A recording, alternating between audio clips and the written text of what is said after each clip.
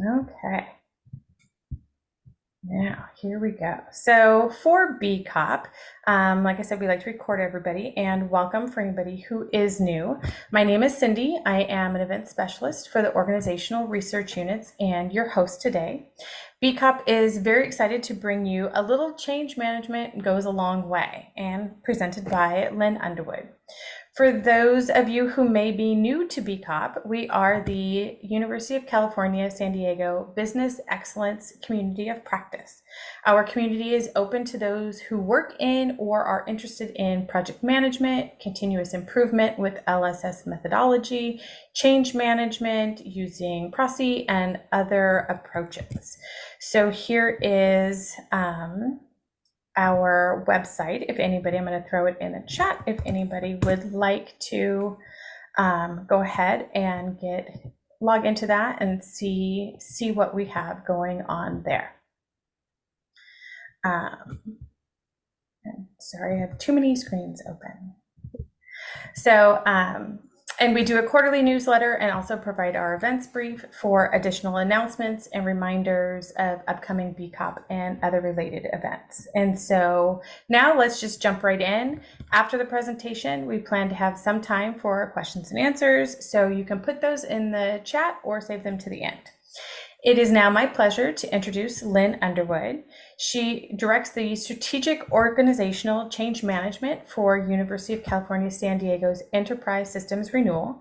She guides change teams for enterprise projects and leads ESR cross-portfolio and program organizational change management. Before coming to UC San Diego, Lynn directed Integrated Information for Global Guggenheim Museum, New York City. She holds a master's in American Studies, a master's in museum practices, and a master's of library and information science. In her work, she draws upon her knowledge and experience as a certified project management professional, PMP, certified process design engineer, CPDE, and an LSS Black Belt, PROCE change practitioner, and train the trainer, and certified change management professional candidate. So very much qualified to be a presenter for BCOP. So thank you so much, Lynn. This time is all yours now. All right. Thank you, Cindy. I really appreciate you inviting me and everyone joining us here today. I might go through these slides a little quickly because I would definitely want to hear from the audience. You might have questions. I'm hoping something I'm saying spurs a question. Throw it in the, where would you prefer it, Cindy? Is there a Q&A or chat? There's a chat, or they can wait till the end. Okay, so either throw it in the chat. Make sure you also, if you feel like it, raise your hand at the end and ask at the end. Either way, basically what I'm showing right now is the advertisement for this. It's always good to start with, why do we care about change? And then just some simple practice by which we can actually actively manage change. What I'm going to talk about in my presentation today is change and change management, the what and why around it. Also, what you need to expect from change management. It's very deliberate practice, and what you can expect is very, very predictable. And then managing some tools. This is something you already do, and the more efficient you become at it, it's a competency, a leadership competency, and it's also a methodology. And you'll hear me talk quite a bit about that. So let's start off with change and change management.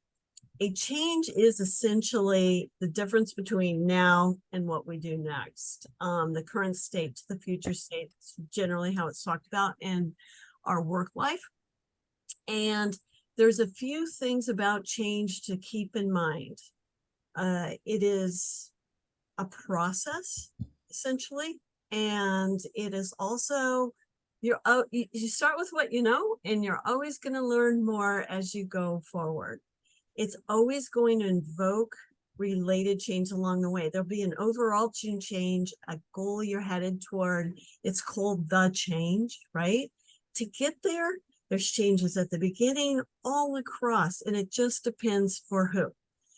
So it always is going to affect people differently, and that could be down usually at an individual level, but even audiences, as you roll individuals into groups that have uh, commonly grouped by profession or role or whatever, those groups will be impacted differently by change, and they'll react differently based on that. And the most important thing with change management, a huge takeaway from this, is make sure you tailor it for what's changing. So if you're working on a project and there's change associated with it, change management is never done on its own. It can only exist to support a change, and it needs to scale and be tailored to that change appropriately. What is OCM? I like to think of it as making people aware and preparing them to move from where they're at now to where you want them to be. And again, this example in this presentation is focused on change in the workplace, but we've all got a lot of changes that we experience also in our personal life, and pretty much it still holds true. There are some things for change to be effective that you need to keep in mind, some guiding principles, essentially. This needs to be top down. It needs to be, set by leadership. It doesn't mean that change and the movement of people across change from where they are at now to where you want them to be can't be more at the ground level where we're all at. But if we don't have that vision and top-down support, the real motivator for change and reasons why will be hard to connect people. The other way to connect people to change is having a very clear, consistent, relatable, and reliable change vision, of which you wrap that in an easy to understand narrative. You want people to understand the vision and why. And sometimes we have an elevator pitch. You've all probably heard of that. Few sentences people can connect to a change. And then there's that overarching story. And then they'll probably, because you have lots of different people impacted different ways, nuances in that story that relate specifically to them. The next guiding principle set has to do with strategically focus on people, planned and measured. Change management, when you excel at it, has a lot to do with having a really strong foundation, having a lot of things in place, so having really excellent planning before you get started, and then being able to be responsive because people are involved, and that means it's a dynamic. And that planning gives you the guardrails to be able to listen and understand the change and the people who are impacted by change in many different ways. And the other kind of guiding principle is you need to tailor this. There's never a one size fits all.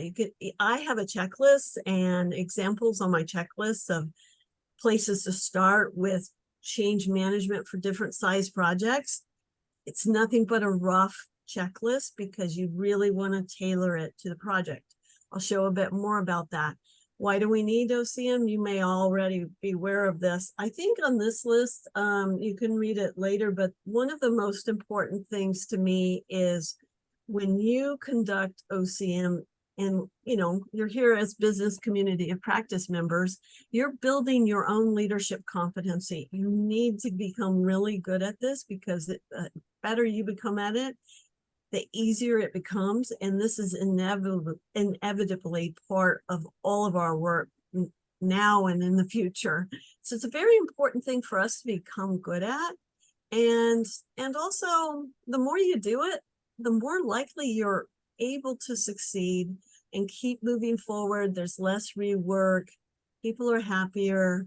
And that means people will come to your future work over and over again, more and more engaged, excited, and committed from the get-go. So when is it needed? Definitely at the beginning. It's not something, if people are involved and you're trying to say the vision is we want everyone to do X in the future, you really want someone representing change management as early on in the project. And I'm using projects as an example because that's where we've integrated it for enterprise system renewal and partnering with that in IT services where I work. And it could be just the project manager is aware of change management and incorporates it then, but whoever's in charge of thinking about it gets it included from the very beginning. And why this is important is also you definitely want to understand your people risks. It might be people risks on the project. Do you have the right people in the right roles on the project? And what is your leader's competency with change? Sounds kind of shocking, right? Oh, wow, I'm supposed to assess my leaders, my sponsor's competency with change. Yes, you need to be aware of that and fairly pragmatic and realistic about it. You're probably not going to tell them that they're probably not terribly skilled with the change competency, but you'll professionally manage that aspect to ensure that you strengthen the sponsorship side one way or another. I'm going to add a little bit of this color commentary that's very specific to projects to hopefully spur some questions. There's never too much OCM. That's basically what this slide is about. And why I said early on that, people and what you know about them in particular is important and informs the change, and people are dynamic. You need to be able to determine, based on how people are impacted and the risk associated with them, where do you spend most of your time? Because in any role we have, we're never going to be over-resourced. We're never shooting to be able to do everything. We just want to be effective and add the right value to whatever we're doing to make the outcome as positive as possible so that we can all succeed. Everyone trying to implement, who's implementing the project and has been a long time doing it, to the people who are going to live it after it's implemented. What you can expect with change management is it's a deliberate, structured practice, requires a lot of planning. The tools are very simple by and large, but that almost oversimplifies it because half of it is really this judgment you want to hone and through experience. And there's where that association of competency comes in with change and comfort, right? So you're an important variable when you're addressing change in a project. And I always try to make people comfortable and say, look, if you're trying to do change management, the only thing you could do wrong is not do it. So I like to try to make people feel as comfortable as possible because experience really takes us, gives us a lot of confidence, essentially. I have a scenario really quickly, and this is where I like to talk about how you're all doing this in a but you're probably not doing it in a deliberate way. The irony is I wrote this scenario before San Diego had that impending hurricane, but essentially it is hurricane season, so this still pertains, but you may have a trip planned and you realize something's going on where you plan to go. It may affect your ability to get there.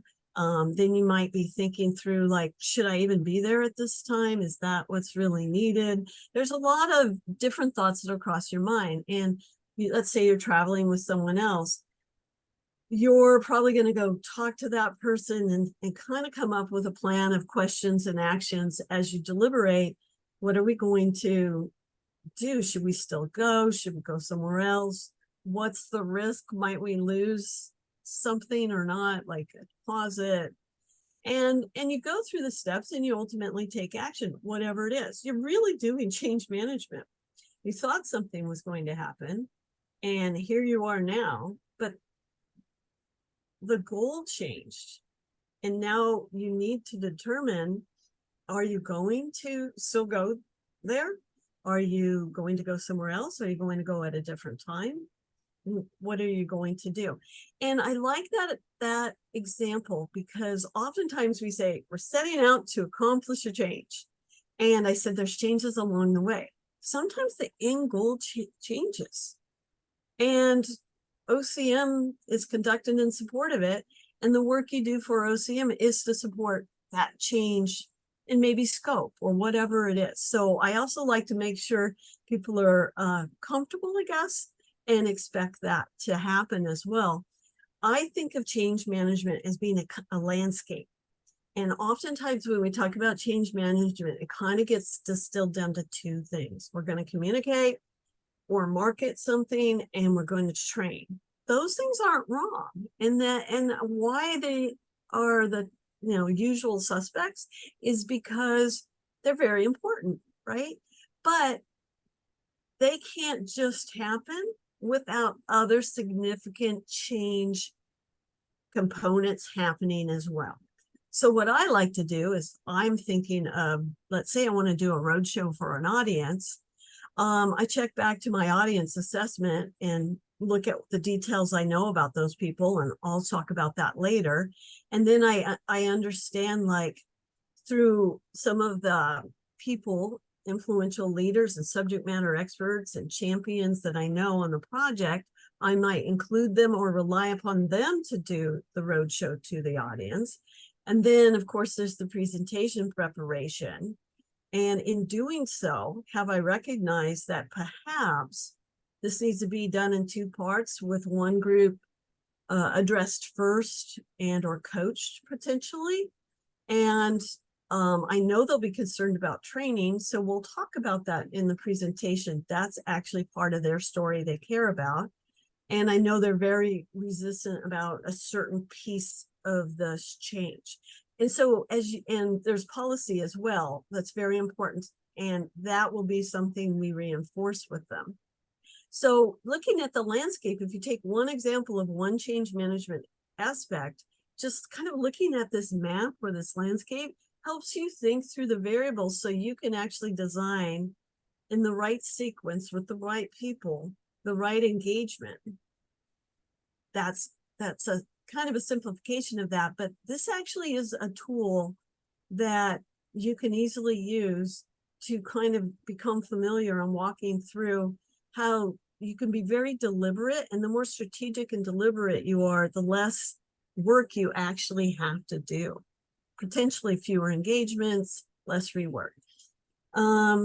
Basically from start to finish, again, it's not necessarily meant to be like a waterfall approach, but it's the only way to kind of convey this easily and quickly. You want to make sure you have a clear vision and a relatable and consistent story, and it needs to be accurate, so reliable as well. You want to have an OCM strategy into which you assess what's going to happen. And in that assessment, you start to understand the change in the people involved and any of the context. Is there change saturation and fatigue? And what other variables are at place? Then you're going to make some change plans and determine some actions. So the top layer here is really about understanding as much as you can know. And the bottom layer is very much about making sure, oh, by the way, up here in strategy and planning, you're setting metrics to measure progress, readiness, and success. So when you're actually doing the work, and box 4 is where you're usually conducting a lot of OCM for either a month, months, year, or more, right? And you're tracking with metrics. How is our progress? Is the OCM we're doing being effective? How do we know that? We should be measuring that. Because if we think we're doing a good job, how do we know we're doing a good job? And then if success over here, if we set success criteria, we know what it looks and feels like in the future, and we want to make sure we're successful at the end, then along the way, we're determining readiness criteria, right? How ready are the people to actually perform what we need them to perform to ensure our success? So these are the main pieces of best practice of OCM, and this basically including change management and change related people focused perspective on the change from the beginning through the end. And box 5 here is implementation, planning for implementation, but making sure you implement the change with the goal of sustainment, having been part of your work you've been doing. And the closing of it has a lot to do with making sure you're double checking. Have we been successful? Is there the speed to adoption that we thought we'd have? If not, what do we need to go back and do? Do we need to strengthen training or something else? I'm trying to look at time. I want to kind of go through these quickly so that you can all ask questions, but be very prepared when you do OCM to always listen and engage. We're listening from everyone. You usually conduct change management through and with other people and for other people. So that all of a sudden you're standing there and you're like, well, what am I doing? You're ensuring that the guide and the direction and what we know about the change and the people involved, that's a lot of work. But when it actually comes to having it resonate with people, you're going to be leveraging others. You're going to be leveraging others to understand, hey, do we have gaps here? Are we really understanding the all of the people impacted one way or another? Do we really understand what their resistance is really about or what their motivations might be? And the one thing you have to do, and you can predict this, as much as change is a constant, resistance is known. Resistance will happen to everyone, and you start with a healthy dose of known resistance when you start a change. And just because someone was resistant and they decide to embrace the change, that does not mean they won't become resistant again. Something may change where they just either discover something or realize something. You may even hear the words like, well, I assumed that. So people don't stay in a constant state of resistance usually, nor do they stay in a constant state of acceptance. There's a lot of back and forth in this arena. For listening and engaging, this is more for later for you to look back on, but this is very much, if there's any true art to conducting OCM is actually working with people. But this to me is where kind of the thrill is, the interest is, it's endless opportunity to learn, because you're talking and listening to people, and it also requires you to hone a voice that's consistent for the project, right? You have your own voice, but for the project, when you're conducting OCM, we need to make sure everyone's being consistent and truthful and transparent at the appropriate times and delivered by the appropriate people. So you're going to conduct outreach to people, but your project team, I like to spend time on focus on project teams because they're working hard and for a long time usually, and they are leaders and the change will affect them as well. And the hard thing about the project is everybody brings value.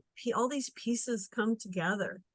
And that's also kind of a hard thing to experience when you're like, oh yeah, I've got my piece and everybody else has got their piece. And so there's a lot of moving parts to a project, but usually the people involved in projects are also involved in other things, services or process or different offices who are also undergoing change and experiencing resistance. So there's resistance on the project team, and there's all the resistance the project team experiences. And so that's why I like to don't forget your own people is what I'm saying, and your colleagues on a project is really important. Most important thing about communications, yes, there's always some marketing around and promotion around an initiative, but OCM balances out that teeter-totter of communications to ensure it's bidirectional. There should always be a strong listening component, a strong engagement component with it. You're not doing OCM if you're just marketing. And you should definitely include marketing. It's my point. You'd be amiss if you didn't, right? So, and going on to the next one, just making sure you understand that we change organizations one person at a time, and change and accepting it is an individual choice. Yes, we lose some people with changes. They may even decide to leave. But by and large, we really rely on leaders to make sure we have a clear vision and hopefully really provide a compelling and consistent, reliable story and narrative related to the change to help people make that choice to be on board with the change. And there's lots of ways that people are motivated, but I find people are motivated by, doing what you say you'll do, following up, and being direct. And a lot of it also is holding difficult conversations. Some changes may become suboptimal for people.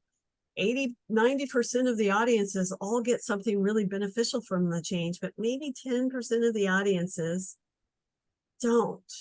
You're going to have to let them know, and how critical this piece of what they're going to have to go through also helps everyone benefit.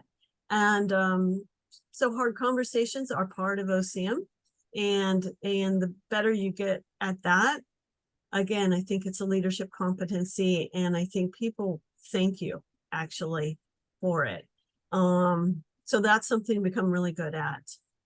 Address resistance and reinforce. Again, resistance will never go away. In fact, it's going to get worse. It really will. And so you want to proactively talk to rumors and have those difficult conversations. Well, I've heard this, and however it's approached, but you definitely want to have difficult conversations.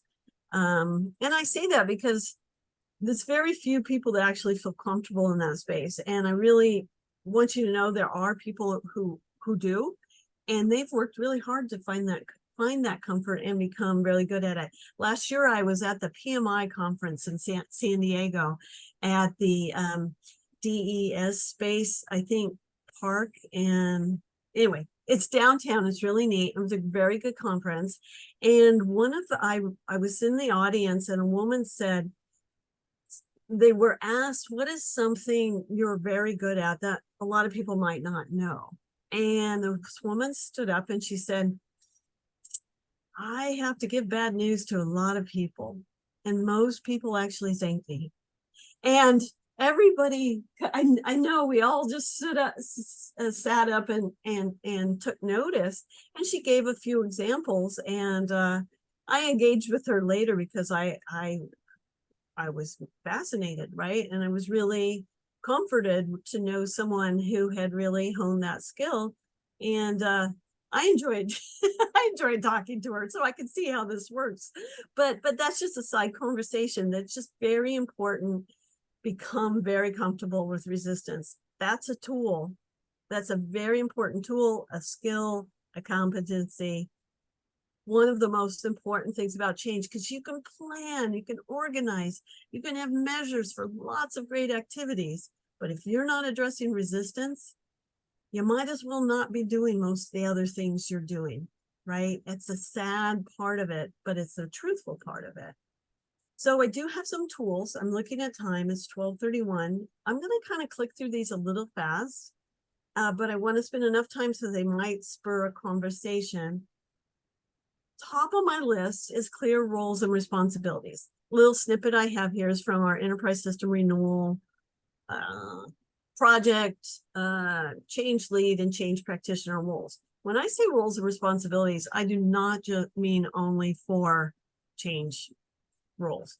Anybody involved in something, it should be clear what our roles and responsibilities are to whatever we're doing and to one another, right? What can you expect from being engaged in something, and what can they expect from you? Is that pairing of it.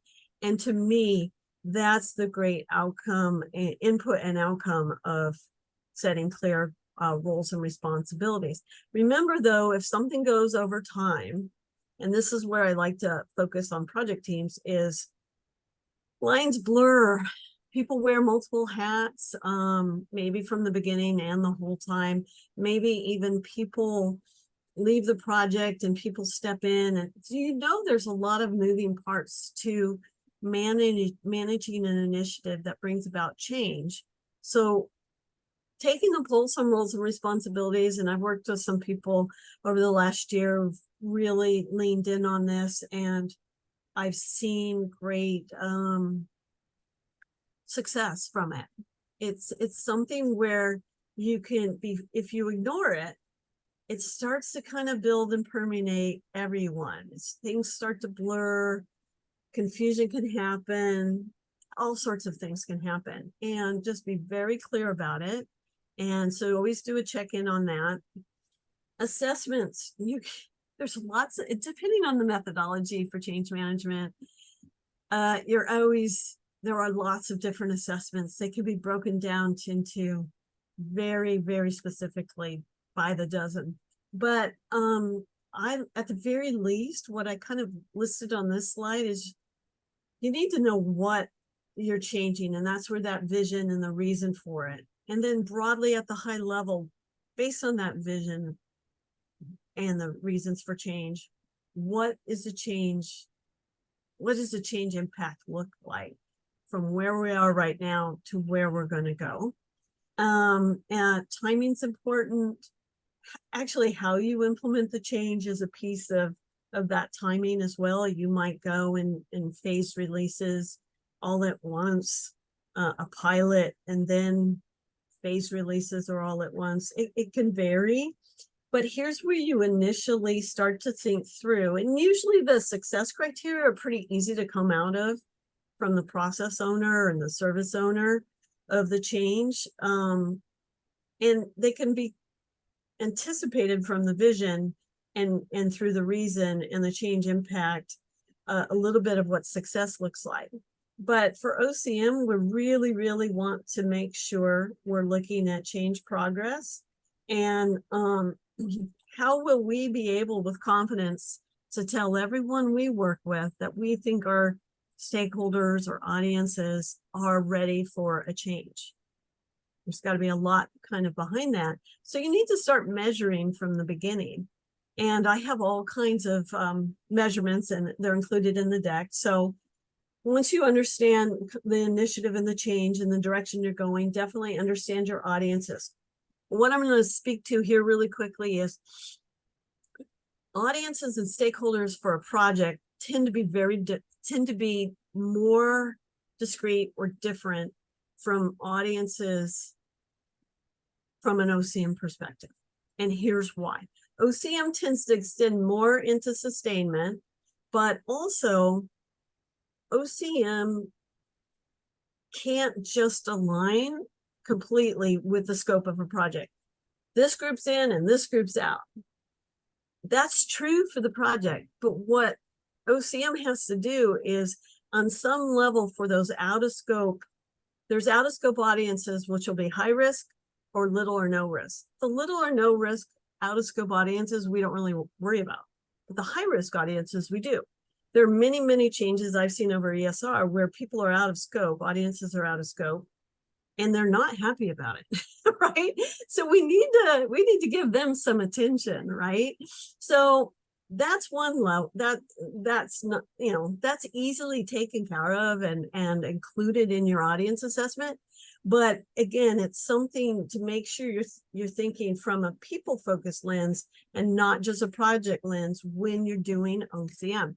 The other way that you need to think about the people affected by a change has to do with how are they directly affected and how are they indirectly affected. So one of the things that, just using one example from campus, is a faculty member or faculty academics at large may not be using an administrative system, but if there's multiple administrative system changes in ESR, we did have that, and that becomes difficult for support staff, academics and faculty care because those same people are supporting them in many other ways. So all of a sudden it becomes on their radar as well. So there's audiences directly impacted, there's audiences indirectly impacted, and then there's out of scope audiences that are high risk. They can be disruptive and potentially spread rumors or mistruths about the project, not in a malicious way, just because if you don't engage them, they can only go with what they're going to assume or make up. So of course you're going to prioritize those audiences in the way I lay them out, your direct folks first, but you don't leave the indirect folks and the high risk out of scope folks out of the picture. And this is the assessments are live. You're keeping a pulse on them, making sure that your understanding of the change is still the same understanding of the change, by and large. But your audience, and I call it audience instead of stakeholder because this group, BCOP, represents, as Cindy said, like Lean Six Sigma practitioners and stakeholder project management, change management. All three of those have, there's a nuance at the very least, understanding of stakeholder. So to me, it's a loaded term. I still think of people who are affected by change as stakeholders, but I like to group them by audiences because it starts to tend to broaden thinking. There might be people who are like, yeah, we've worked with this group for years. We know everybody involved.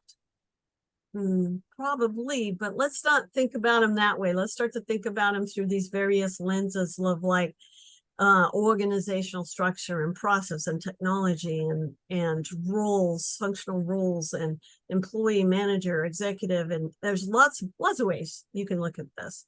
And lo and behold, always we identify more people than they would have listed otherwise. So just broadening thinking, big part of it. So you keep that up to date. And by the way, usually this is discreet and kept by the core team of the project, but the committee, the audiences and what you know about them, that's usually shared because you want to work with different people and say, hey, do you think we've got this covered? You're going to bring it to different groups that you work with, Change Coalition, subject matter experts, different leaders. But what you think about their known resistance, not you want to keep that private, right? So remember that kind of to do that. Plan for what people need. I always just like to start when you might feel overwhelmed with change management. A simple tool is just to ground yourself in what do people need to know usually. If we just, for any change, they need to know in advance, most of the operative word here, that something's coming and on down this list. And really at the end of it, how can they be successful? They really want to know what's going to happen. How does it affect them? And what can they do about it? Sooner than later, usually, right? And so, because people, they may be resistant, but it doesn't mean they don't want to succeed and that they don't care. In fact, I think those two things make resistance higher. So I always try to think that it comes from a place of good intentions, essentially. But it doesn't mean it doesn't mean you don't need to handle it because of that, right? It very much needs to be addressed. Just might make it easier to address it, is my point. This is the part I really want to stress because I think it's something people don't do a lot of. And I actually have extensive kind of documentation on that kind of lines up different types of OCM measures and breaks it into progress, readiness, and success, and then further breaks those down into quantitative and qualitative examples. I think examples are the quickest way, are helpful tools for people because they're like, oh yeah, we already do that. I just didn't think of that. Or we already have that now. But yeah, I see how it could slot in here and here to, oh yeah, we haven't been measuring that. Well, we'll start, right? So progress is really important. Let's be clear about this one. This one is very much for OCM to measure if you're being effective. How do you know that all these road shows and this thing you posted, and yeah, you wrote a news article, and you're planning some engagements. How do you know any of those resonate and are effective? Is it good that you're doing those things? Yeah, but that's where that bidirectional communication and expectation of always seeking feedback and entering into, we call them road shows, but it should be a way of sharing, but trying to structure those so that they're equal conversation. You want to hear and elicit as much as you can around resistance and fear and concern and assumptions and what people have heard, so that you can actually answer those questions and not tell them all the great things we're going to do and try to make them happy, but try to approach them, inform people properly, and listen. And sometimes some of the best things we can hope for happen out of difficult conversations where people are saying, do you understand what this means to us? Right? And you just, in those circumstances, you want to make sure you're always couching it with, that's exactly why we're here together. We're here, we're listening.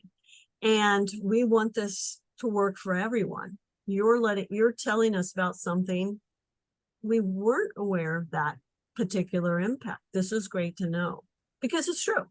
So progress, there's lots of things you can measure. I can share anything with you. Some's in the deck, and you can also reach out and I'll share there.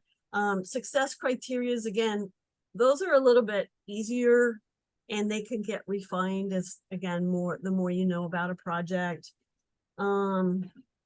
There's some usual suspects about how well people are performing and the speed to adoption and different things there. But readiness is really important. And you want to make sure people know about the change and they have resources that are up to date. There's not conflicting information. People seem to be on the same page. They know how to get support. They know how to do their jobs and what's expected of them. And then, so those are important tools. And like I said, I've got examples of the extensive measurements, but don't forget that the change story isn't important. It's like, should be the thing in front of people all the time and shared the most. This is the what we're doing and why.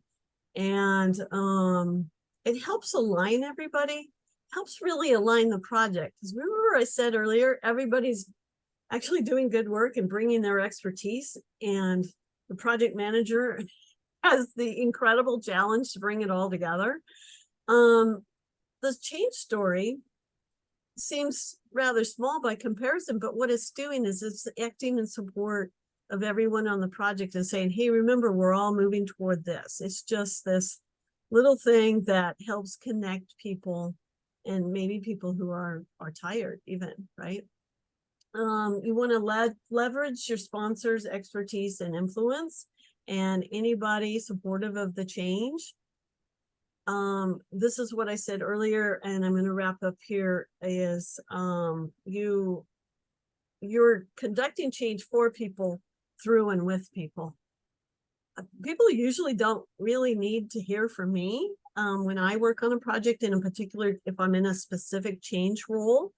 But I need to support the people they should hear from, right? Maybe it's a technical leader, a business leader, maybe it's our project manager, whoever it is. I need to support that person. They're the right person. When I'm talking about change management to other people about change management for the project, or who are going to help conduct change management in support of the project, yeah, sure, they'll want to hear from me and others in our role. So having the right sender and who people need to hear it from is important. So you're going to plan and conduct activities by the right people, in the right order, at the right time. Just make sure you're as consistent, and meaningful and accurate as possible. So while you're measuring, it's not the volume of work, but if it's consistent, meaningful, and accurate work, you should be doing really well. So just going to skip through a few of these so you see for communication plans, I've got some examples and some things to keep in mind. Same with training. Luckily, we've got a lot of training and communication, experts on campus, throughout campus and within various areas, because there's training on a central level, but there's also training in functional areas and transitioning, what to keep in mind when you're actually starting to go live. And this falls into and is counterpart to your readiness criteria you set. And basically, in the end, people are important. I know you can read it there, but I think it's really important. And that you start with what you know and expect the change in your understanding of it to evolve as much as your understanding of your stakeholders to also evolve and potentially inform the change. So on that note, I want to say thank you. And I definitely want to answer. I see there might be something. Oh, Park and Market. Thank you, Angela. It was a very good conference down there. So I can stop sharing and I can take questions if anybody has questions. And so for those questions, you can either throw them in the chat if you are not comfortable, asking, or feel free to raise your hand. And then Lynn, go ahead and call out as you want. Oh, sure. Let me see.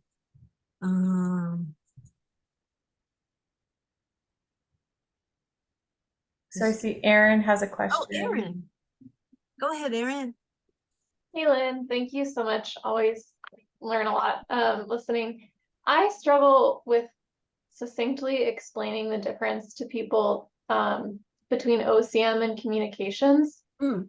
Do you have like an elevator speech or an abbreviated way? Because I can talk too much about it, but how do you explain that in brief to people who conflate the two? I think the difference in the simplest terms is when you're wearing an OCM hat and you're conducting OCM, it is a dialogue, a discussion, it's active listening and engagement.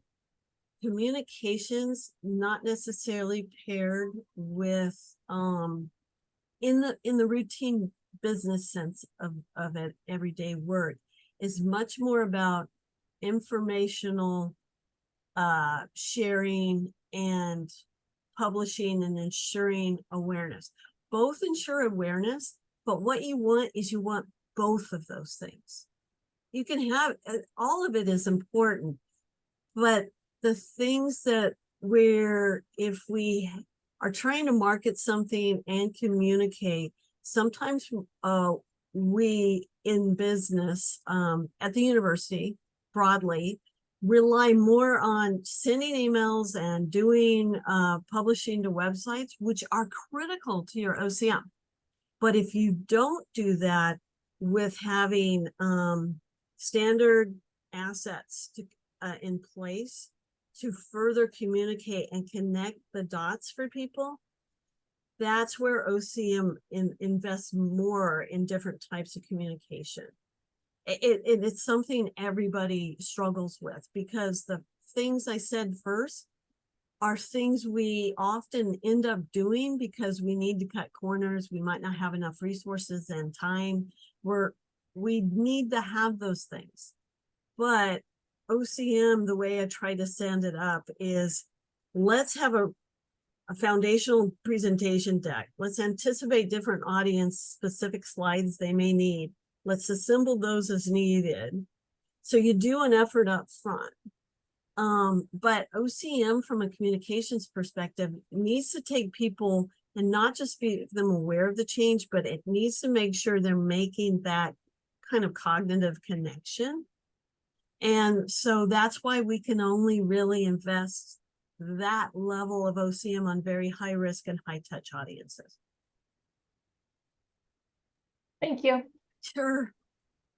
And if anybody thinks differently and thinks of that differently, definitely open to that or any clarification, please jump in. Hi, Nancy.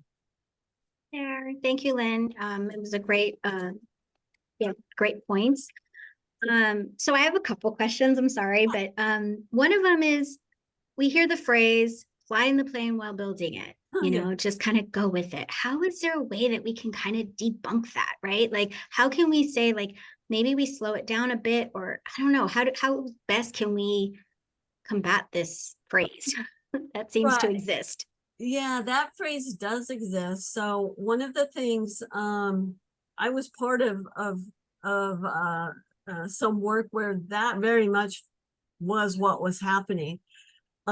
It depends kind of where you're at. So luckily with BCOP and I'm happy to share all of my resources, but we can point to some things to say we have some structures in place, right?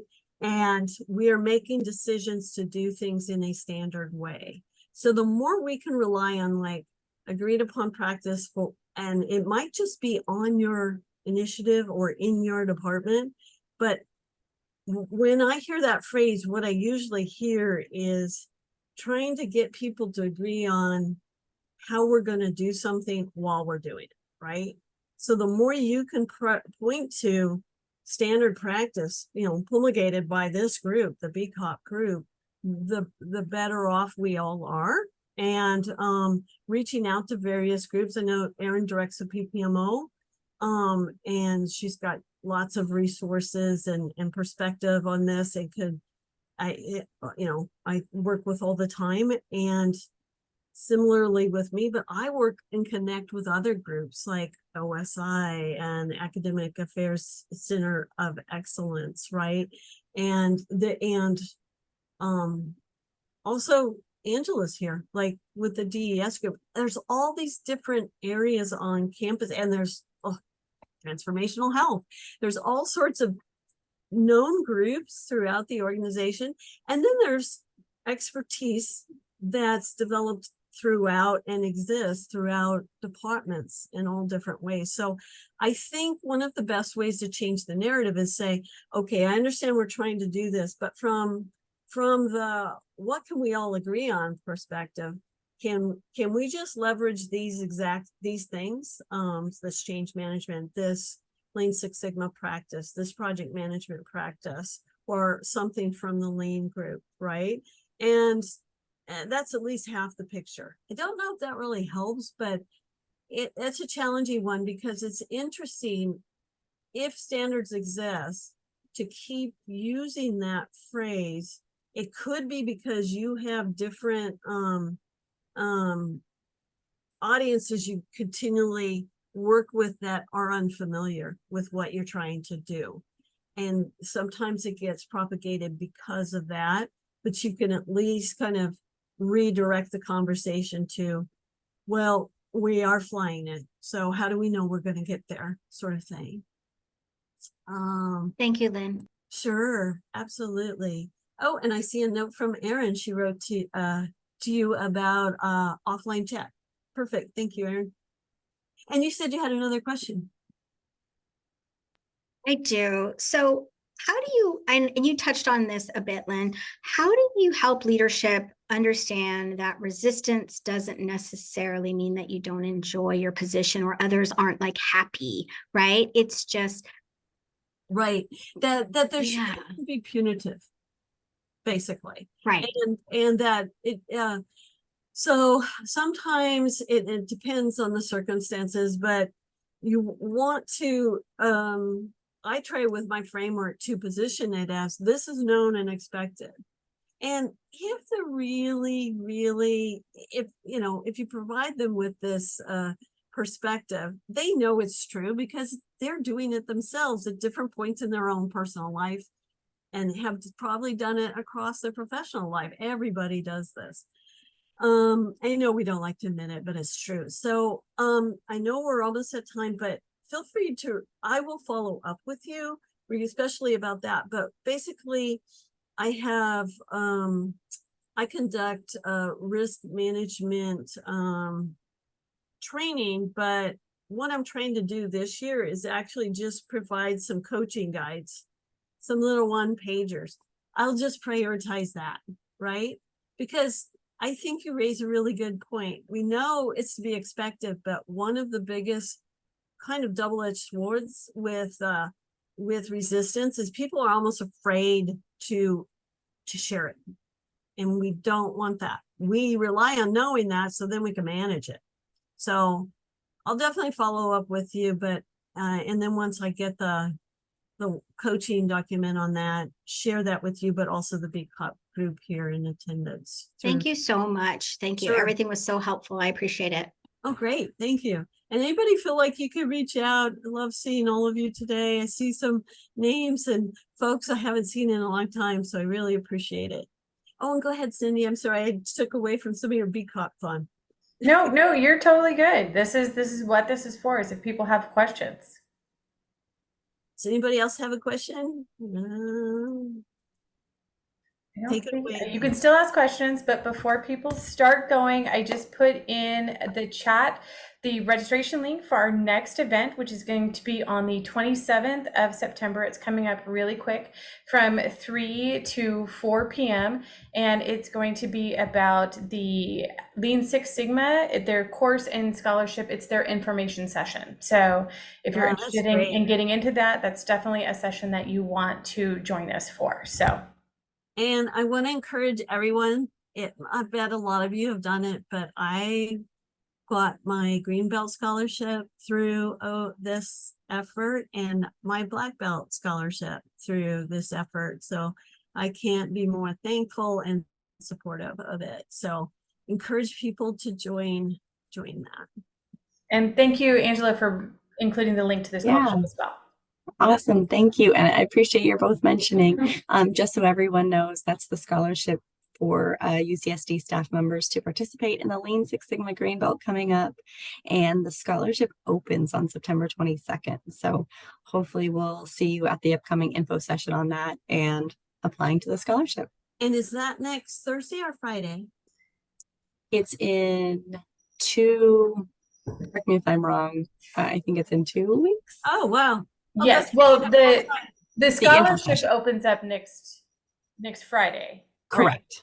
Yeah, and then right after that, if people have questions, we have the information session. Okay, perfect. Great. Yep. Wonderful. Well, I'll just stay on the line a couple minutes here and see if anybody else has a follow-up question or wants to ask me to reach out or something. But thank you for attending. I appreciate your time. And Cindy too for organizing this. You were super helpful. You make it very easy. You came all in a nice little package with a bow.